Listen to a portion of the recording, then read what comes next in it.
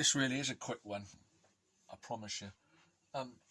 Gary, I don't like to see anybody making such a fool of themselves. Even it's quite the way you talk about me is and others is quite well, I haven't got the words for it, but nevertheless, I think that might be a result of a condition you have. But I still think that you're digging yourself such a pit and a hole. It's hard to watch in a way because you really are looking and acting like the bloody idiot that you accuse everybody else of being. If we're going to put energy in to stretch the spring, now I know this is not, it's representative, so you have to use a bit of intelligence. This is going to be the first distance, and this is going to be the second distance. Imagine this is, just above the earth, and this is the maximum extension of the spring. So that's 1 unit of distance, and that's 2 unit of distance. And we're going to extend it by your method, what you think is a paradox, by adding a weight here, and then adding another weight there, and then taking the weights off, and the spring might be held until we're ready, letting go, and getting the work back out of the spring. Now, we have to start lifting the weights from the ground.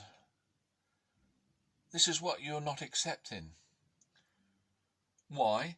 Well, I'll show you. Let's say we got a weight magically on there, and it drops the spring to there, and then we put another spring, a weight on there. Now that's 2 units of force. That's not energy. That's by no means any measure of the energy it would require us to extend the spring. That's what this whole argument was about.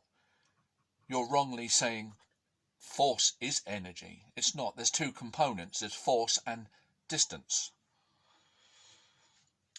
But anyway, so we've got the 2 weights there. Take the weights off, and they've got to stay at the ground there. Let the spring go, done its work. Now what happens now when we want to repeat it? And it's got to be repeatable, because if we were just going to take a one-off case, well, the weights were up here and we slid one sideways, you say, well, I haven't done any work in lifting the weight. But the weights are not, unless you're going to go up a mountain and find how to explain, unless you're going to engineer a situation where you can find a weight and then put the spring next to it, and then there's a ledge, and you've got to raise these weights up to start. And I know you're not going to accept this, but it's absolutely true. So the first weight we lift up is two distances. We've got to lift it 2 distances, and it'll come down to there. And then the second weight, we lift up the 1 distance, and we're down to there. Release the weights, they stay at ground level. Release the spring, it does its work. We've got the 2 distances again to lift the first weight. That'll then come down to there. Then we've got the 1 down to the ground level. Take the weights off, they're at ground level. Release the spring, it does its work. The weights are here. Each time you've got to lift the weight 2 units of distance. You were saying you don't. You can lift it. It doesn't matter where you lift it from. Of course it does. To there, second weight to there, down to there. Take the weights off. Release the spring. Done its work. Weights are here at ground level. 2 units of distance for the 1 weight. I mean, honestly, it's incredible.